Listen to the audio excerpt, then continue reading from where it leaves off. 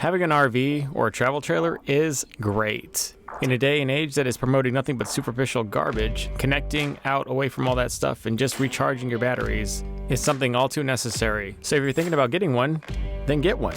Go out and enjoy yourself, experience things, experience the local cuisine, somewhere far away in a place that you wish you could visit but haven't. Enjoy all the things that RV living and camping can offer you. But beware, or better yet, be capable, because if you get one of these, man oh man, you better know how to fix things, because virtually everything that can break will break on this RV, and when it does, it's always at the worst time, on a holiday weekend when nothing is open, and the only thing that will come is a mobile RV service who's already probably too back to see you for a few days. So unless you want to get tied up and have your vacation ruined like that by something like this, you need to know what you're getting yourself into. Things that you should keep 2 or 3 of for spares.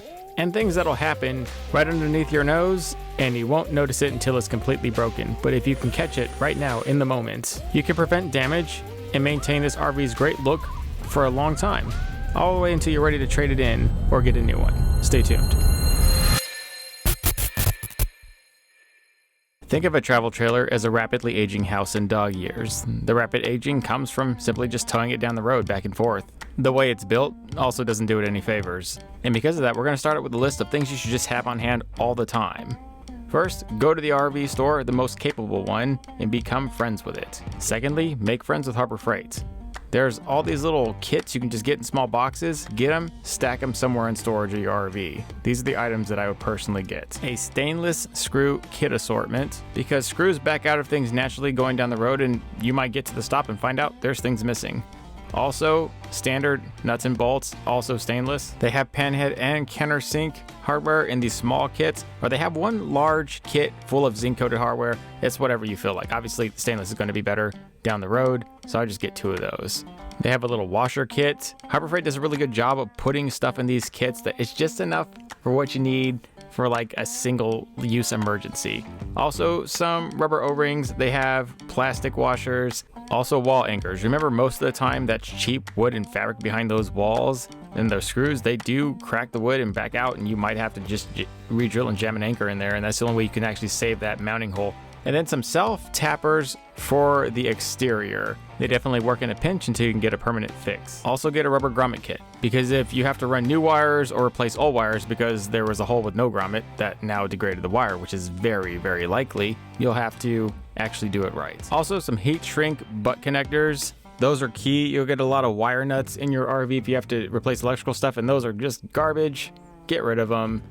Get a few of these. They come in assortments, 16 gauge, 14 gauge, 12 to 10 gauge, all the way down, I think, as low as 18 gauge with those pink ones. So that should handle any size wiring you have in the RV. And then there's liquid tape down there for coated or degraded wire, and that can also be used for a variety of different repairs. Get all of that. Also, obviously, have some wire strippers and some wire crimpers. And if you get the heat shrink butt connectors, you don't really need heat shrink tubing, but in the case that you're trying to repair a degraded coated wire that's maybe oxidized or just cracking, you can also use that stuff and it will work. Could be anything from your simple running lights to your interior and exterior main lights, all the way to your tail lights. You're going to need stuff to repair electric. That's going to be one of the major things that go bad. Also, get an outlet tester and then a multimeter to troubleshoot the said outlet. Figure out what's exactly wrong with it, if it's just a loose wire or if the whole unit's bad. Mostly the GCFIs go bad. You should carry a few of those just around. Speaking of power, I would really look into one of these Predator 3500 generators if you're not looking at getting a really expensive orange generator and you need something at a discount that'll still work really well. Check these out. Get a set of pry bars. You'll need them. And also any other tools at your discretion, go ahead and get them here. It's nice to get these single-use DIY tools at a consumable price level, because you'll pay out the wazoo for them later when you're vacationing. There's also the matter of tire changing. Make sure you have the tools to change the tire. The stuff in your car might not transfer over and you're going to need RV specific stuff. Also, if you have a tandem trailer like this, you don't really need a car jack. Just a block of wood or something of some sort to back the good tire on. That way it elevates the bad tire and you can just get it off and change it. But for single axle trailers, you will definitely need a jack, and I would recommend a 3-ton. Do not get a 2-ton. It will struggle. Also, change your tires once a year and get the best ones you can possibly get. Because when the tire blows like this, it's not like it's on a car where, yeah, it sucks, but the car's fairly okay, it's built better. When these tires blow, there is pretty serious damage done to the RV. Remember, these RVs are not built terribly well. None of them are, no matter what brand you get. And so it's quite easy to damage them underneath. There is damage to the hangers and supports that I later had to rebend out and refasten. And then obviously there's a hole right there in the insulation, which I had to patch up with flex tape. So flex tape is also a good item you should have on hand. One of the more terrifying things that happened when I was stopped in Seligman, Arizona, I was doing just a little once over the trailer, and well, this happened. So sometimes that stuff is not secured very well, and when you're going over 70 miles an hour, it likes to come out.